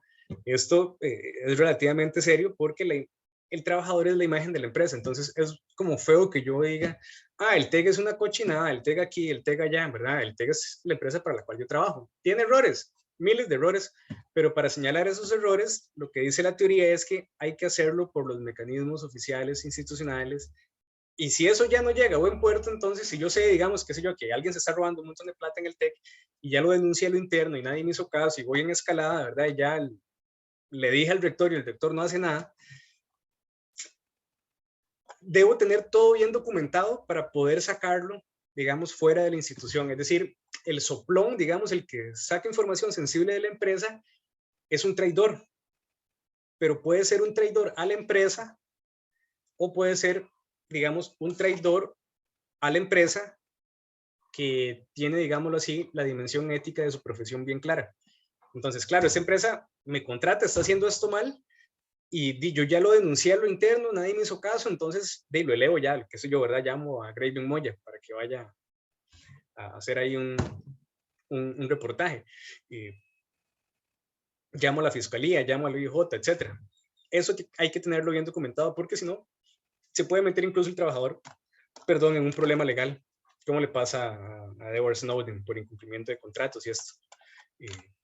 Y bueno, esta es la lectura de Robert Solomon, ya lo dejo por aquí para rápidamente hablar de lo que presenta Miguel Ángel Ramírez, y ya con esto vamos terminando, chiquillos. Este señor plantea razones, retoma también mucho lo que plantea Robert Solomon, de hecho lo cita y todo, y me interesa destacar un par de cositas.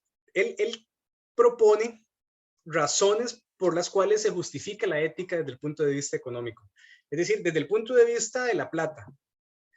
No ya desde el punto de vista de la ética por la ética, digamos, del compromiso humano con la sociedad, sino en plan económico. ¿Por qué es útil la ética? Entonces, dice, bueno, en realidad usted puede hacer plata actuando mal, ¿verdad? Usted puede tener actividades antiéticas que le generen recursos económicos, ¿verdad? Sí. Pero la ética es importante entonces porque si la empresa no tiene ética, probablemente los resultados financieros van a ir a menos. Entonces, en algún momento va a salir el chanchullo a la luz, en algún momento va, digamos, a entrar en una controversia. Piensen, por ejemplo, en el caso del Dieselgate, la tomada de pelo de Volkswagen con la emisión de gases de efecto invernadero, el caso que ustedes quieran, el caso Cochinilla, por ejemplo. Esas actuaciones deshonestas afectan a la empresa, pierde plata, al final de cuentas pierde plata. Y esto hay en cantidad de casos de cómo empresas que se veían muy bien, en realidad estaban súper carcomidas por corrupción, por gente, digamos, dentro de la empresa que de un pellizquito en un pellizquito se mata un elefante, dicen, ¿verdad? Bueno, de pellizquito en pellizquito se mata una empresa.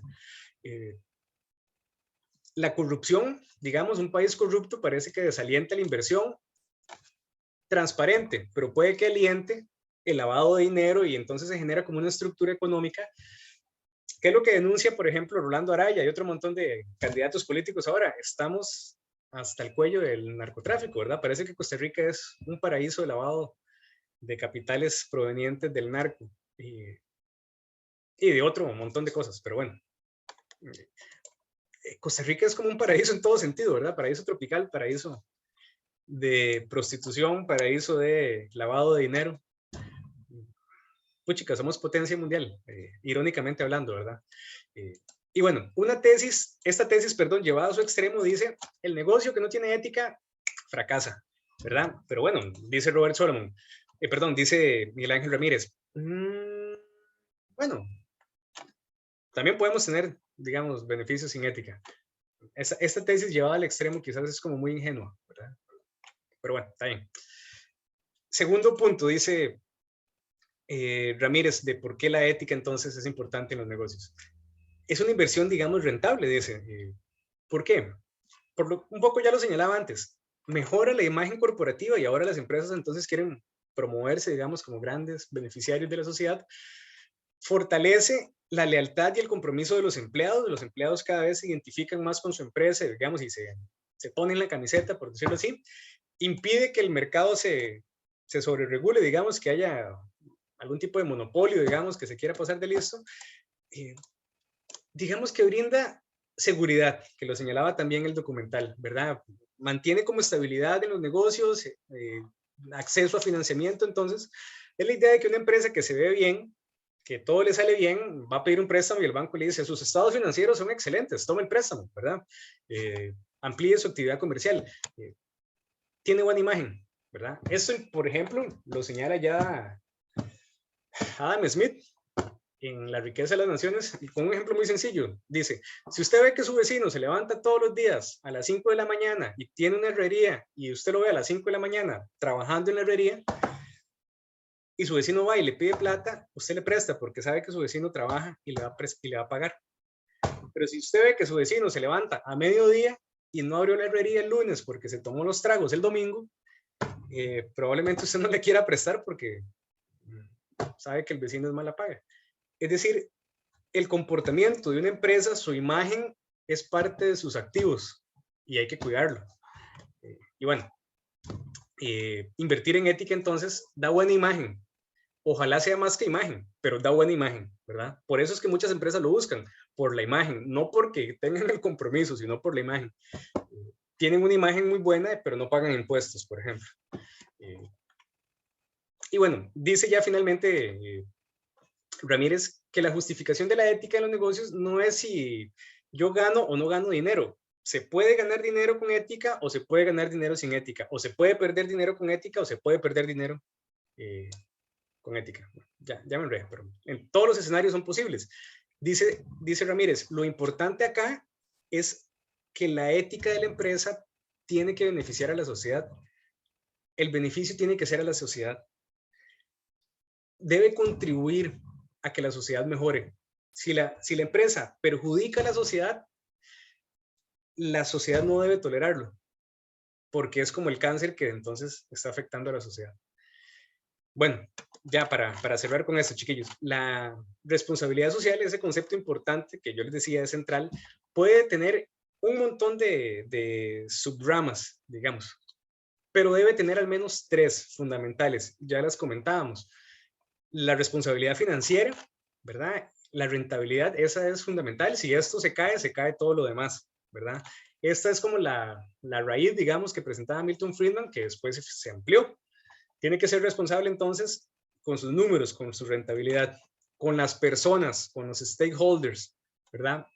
Todos sus trabajadores, la familia, los consumidores en general, y con el ambiente.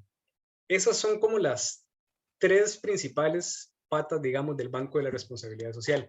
La responsabilidad fiscal es parte de la responsabilidad financiera. La responsabilidad, digamos, qué sé yo, con los residuos, la responsabilidad ambiental. Entonces, como que esas son como las 3 grandes sombrillas, ¿verdad? Y bueno, aquí yo les pongo un par de modelos por si ustedes quieren como revisarlos. El principal modelo de esto de la responsabilidad social, les decía, es la forma en que más comúnmente se encuentra en el mundo empresarial. Está también normado, digamos, en términos ingenieriles. Tenemos la norma ISO 26000, que es sobre responsabilidad social. Entonces, pues esta norma, quizás ustedes lleguen a trabajar en alguna empresa y ya tengan la norma, o quizás no la tengan y la estén implementando y cuando ustedes dicen, yo vi eso en un curso y yo más o menos algo sé. Esto es digamos, una estandarización, ¿verdad? De cómo se debe aplicar la responsabilidad social. Yo recomiendo que lo revisen, es lo más común, lo más usual y pues bueno, también entonces es probablemente lo que se topen más seguido. Este otro, el sistema de gestión ética del siglo XXI, es una norma, perdón, no es una norma, es un sistema de gestión que se empezó a implementar en España y que bueno, se ha ido extendiendo ahora en América Latina también. Es como un modelo para implementar la ética en las empresas, ¿verdad? Entonces, si en determinado momento el jefe les dice, vean, ustedes que estudiaron ética en el TEC, ¿cómo hago yo para ponerle ética a esta empresa? Ustedes dicen, vean, jefe, tranquilo, hay un sistema de gestión ética que se usa en España y que ahora está en América Latina y ustedes dicen, vean, tiene que ver con esto.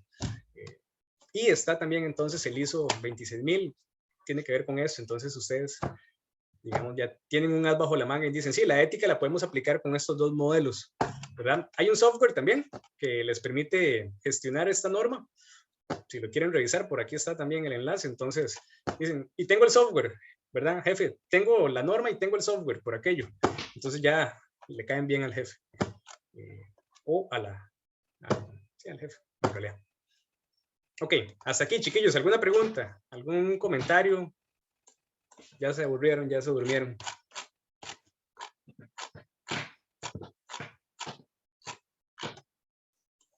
No. No, profe, todo claro. Todo claro, como el agua del Tárcoles. Ok, bueno. Profe, nos mantenemos igual con las entregas, ¿verdad? La del lunes, hay tiempo hasta el viernes antes de las 4 y esta antes de la clase del lunes. Correcto, Silvia, así es. Ok. Ok, y bueno, ya los casos. Vean, los casos, hay N cantidad de casos. Yo quiero ser necio con algunos casos, van a decir que me pagan por hacer esto. Otros intereses, pero no. Les cuento rapidito sobre los casos y me parece que podemos terminar la clase acá porque me interesa que trabajen en sus diseños de investigación. Entonces, quisiera no hacer receso y verlos después, sino que terminemos para que ustedes pues aprovechen el ratito que les queda en la mañana. Caso 1, responsabilidad social de Microsoft. Microsoft es de las empresas más grandes del planeta, tiene un ámbito de responsabilidad muy grande.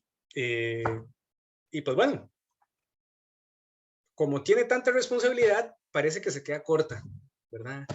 Entonces es difícil ser una empresa grande. Yo me imagino que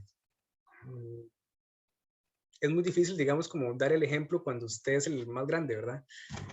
Como ser el hermano mayor, por decirlo así. Pero bueno, aquí ven entonces información al respecto. Hay unos casos, estos son como, es como un caso, un popurrí de casos variados sobre Costa Rica, ¿verdad? Holcim, MICE, el BAC, tienen programas de responsabilidad social empresarial. Si ustedes buscan, la mayoría de empresas grandes tienen programas de responsabilidad social empresarial. Algunas más de corte ambiental, otras más de corte social, etcétera. Pero esas empresas entonces hacen cosas positivas, ¿verdad? Holcim, por ejemplo, dona casas y ese tipo de cosas. Ustedes lo ven por acá. Tristemente, muchas veces esto es como la cortina de humo para que las empresas principalmente no paguen sus impuestos. Eso es la tajada, digamos, más grande, más significativa. La contaminación ambiental y todo eso también, digamos, la corrupción y todo. Pero digamos que como que la empresa trata de mostrar la cara bonita y que no se den cuenta de los trucos, ¿verdad? De los chanchullos. No estoy diciendo que todas las empresas sean así, pero hay que, digamos que desconfiar, digamos, de esa buena voluntad. Luciana, adelante. Profe, sí, está viendo de que casi todos los casos son positivos. Entonces no sé si usted quiere que nos enfoquemos en lo positivo o más bien veamos como tal vez la parte negativa a la hora del análisis del caso en la bitácora, digamos. Vean, es una buena pregunta, Luciana. Yo no quiero que el curso se asocie con como que solo ver problemas, ¿verdad? Entonces, está bien, yo sé que hemos hablado de problemas éticos y de todo este impacto, digamos, ambivalente de la tecnología, etcétera. Pero también podemos reseñar casos positivos. Entonces, no siempre hay que decir que la ética estuvo ausente o que no se hizo, o que salió mal. Hay veces que las cosas se hacen bien. Entonces, pueden utilizar un caso positivo o un caso negativo, como usted guste. Si quiere resaltar más los problemas, tiene casos negativos. Si quiere resaltar cosas positivas, también tiene ahí un par de cosas positivas que resaltar. Ambas opciones. Bueno. Quizás es más fácil ver lo negativo, ¿verdad? Eso es como decir, criticar es más fácil, ¿verdad? A veces felicitar y decir que algo salió bien. No sé, como que los seres humanos a veces son medios, como que el tico es como muy, bueno, dice la sabiduría colectiva costarricense que somos serruchapisos. Cuando alguien empieza a sobresalir, le cortamos el piso. No le cortamos la cabeza, sino que le cortamos el piso para bajarlo, ¿verdad? Entonces, a veces hay que reconocer que las cosas se hacen muy bien. Y eso hay que decirlo. El tercer caso es el caso de la piña, porque vamos hasta la piña. Aquí hay un montón de situaciones de responsabilidad social, ¿verdad? Yo insisto con esto de la piña. Van a decir que a mí me pagan, digamos, los grupos ambientalistas, tienen influencias en mí, ¿no? Pero sí considero que esta situación hay que discutirla muchísimo, hasta el cansancio. Y bueno, por aquí pueden escoger otra vez el caso de responsabilidad social en la piña. Ojo, muchas veces aquí pasa algo similar. Los productores de piña dicen, nosotros damos trabajo, nuestra responsabilidad es contribuir y damos trabajo. Y sí, dan trabajo, pero se quedan como en un ámbito muy reducido de su responsabilidad. Pero bueno, ya, lo dejo ahí. Y bueno, aquí ya está el enlace, ¿verdad? Entonces, no sé si hay alguna pregunta, chiquillos, sobre esto. O sobre el diseño de investigación. También podemos conversar, aquellos que quieran conversar al respecto. Profe, bueno, yo tengo una duda sobre el diseño de investigación. Bueno, mi grupo ya lo terminó, yo se lo pasé ayer para ver si lo podía revisar. No sé si lo pudo revisar o no lo ha visto. Vean, no lo he visto, pero lo veo ahorita que terminemos la clase entonces. Ok, perfecto. Okay. Si quiere lo vemos juntos o si no, pues le mando las... No, sí, yo me puedo caer sin ningún problema. Okay. Profe, otra pregunta. ¿Se le entrega por correo, pero en PDF o en Word? No, la entrega la tienen que hacer por el TEC digital, la entrega final. Si ustedes quieren que yo se lo revise, me lo pueden mandar al correo para revisarlo, pero la entrega es por el TEC digital. Ah, ok. Igual en Word o en PDF. Cualquiera de los dos formatos. Cualquiera de los dos. Si quieren, súbalo en Word mejor, porque yo les tengo que pegar una tabla. Entonces, si no, después tengo que transformar el PDF y me ahorran ahí unos segundos. Profe, una consulta sobre las bitácoras. ¿Hasta qué número llega la última? ¿Es la número 8? Ok, ya les digo. Vamos a ver. Así, eso era otra cosa que le iba a decir. Es que, bueno, la clase de hoy es la última que sale como en las clases, entonces no sé si le faltaba agregar otras dos. No, falta una clase. Falta una. ¿Por qué? Esa es la clase 9, digamos, pero es la bitácora 7. Y en el TEC digital aparece hasta la 9, entonces no sé. Sí, son 9 bitácoras porque la última, digamos, la última clase lo que vamos a hacer es ver una peli. Que de hecho, qué dicha que lo mencionaron porque se me había olvidado. Les voy a subir el enlace a una peli. Vamos a ver una peli de ciencia ficción que se llama Gattaca. Entonces, lo último, digamos, no va a ser clase, sino que va a ser como cineforo, por decirlo así. Entonces, van a ver la peli, la clase, digamos, que sigue, pues yo presento una lectura que nos sirve para ver esa peli. Entonces, pues con eso cerraríamos, ¿verdad? Pero son 8 bitácoras. Ah, bueno, está bien. Sí, entonces, digamos que por ese lado es como para cambiarlo ya. Y ya con eso, digamos, cerramos el tema de las bitácoras. Ese yo la tomo, digamos, como ese cineforo, digámoslo así. Yo lo tomo como el porcentaje de la bitácora, ¿verdad? Y digamos que ahí... Profe, una pregunta. ¿A usted le llegó el correo mío de que yo le envié el diseño como para que lo revisara? Que le había dicho la clase pasada. José Pablo, déjeme revisar el correo, vamos a ver. ¿Cuándo lo envió? Aquí Ayer tengo, en la noche. Sí, tengo aquí uno a las 7:29, ¿sí? Aquí lo tengo. Sí, el de la eutanasia. Sí, exactamente, aquí en DIM. Okay. Lo veo apenas cerremos aquí la... Ok, gracias.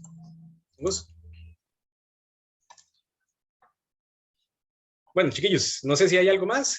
Cualquier cosita, pues, dime, ponen un correo, me dicen. ¿En qué les puedo ayudar? Kenneth, dígame. Aquí estaba viendo un correo suyo también, Kenneth. Ah, ok, eso era. Está bien, muchas gracias. Ok, está bien. Listo. Bueno, profe. Ok, chiquillos, espero que estén bien entonces. Nos vemos el lunes. Ya casi terminamos. Bueno, profe, gracias. Hasta luego, profe. Hasta luego.